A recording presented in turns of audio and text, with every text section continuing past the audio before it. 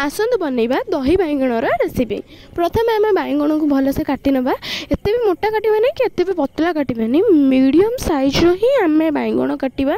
तापर आम गोटे जगह बाइगण नबा, क्वांटिटी अनुसार लुण हलदी गुंड गोलैक रखा। तापर गैस ऑन करवा, पैन बसैबा। पैन गरम है पर ही आम तेल दबा। तेलटा को तातीबा छाड़ीदबा। आम बाइगण को जो हलदी लुण गोलै रखि बाइगण को आम तादेह दबा।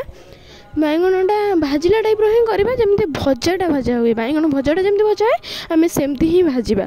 तापर आम भलसे भाजवा। भाजी सारा पर आम गोटे जगह दही नबा। क्वांटिटी मु बाइगण क्वांटिटी अनुसार ही दही नहीं, आपड़ जी बाइगण ने से ही दही ने। मु दही नेली मोटे बसा दही टाइप अच्छी बोली मुझे पानी नेली। पानी नेली तापर स्वाद अनुसार लुण। तापर ताको गोलैकी रखिली। तापर पैन ने आउ टिके ऑयल नेली, आउ लंका पकेली। लंकाटा हैला पर ही जीरा पकेबे।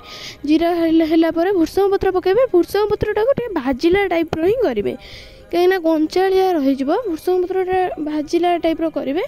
भुर्संग पत्रटा कंचा रही भाजिला टाइप करेंगे, कहीं बेसी भी भाजबेनी, कहीं बेसी भाजिला पोड़ीला टाइप लगे, भल लगे एत भाजबेनी। तापर पानी देवे। पानी देवे। पानी देले से पानीटा फुटिले, पानी फुटिले ही आम तादेह हलदी गुंड आउ लंका गुंड स्वाद अनुसार ही दबा। तापर बाइगणटा को भाजी रखि बाइगणटा को से दबा। बाइगणटा देले से बाइगणटा सीझी आसब। बाइगणटा सीझिले भल लगे, कहीं भजार सीझे, भजार सीझी किंतु आउटे सीझे भल लगे। तापर आम घोड़े दबा। घोड़े कि गोटे 2 मिनट छाड़ीदबा। तापर आम दही दबा। दही दौ दौ ही गैसटा को ऑफ करेंगे, कहीं गैसटा ऑफ न कले दहीटा छेना होगी छेंडी जीव।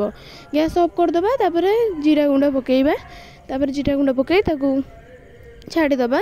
कहीं दहीटा दौ दौ ही मन रखु, दहीटा दौ दौ ही गैसटा ऑफ करेंगे, कहीं छेना छेंडी जीव।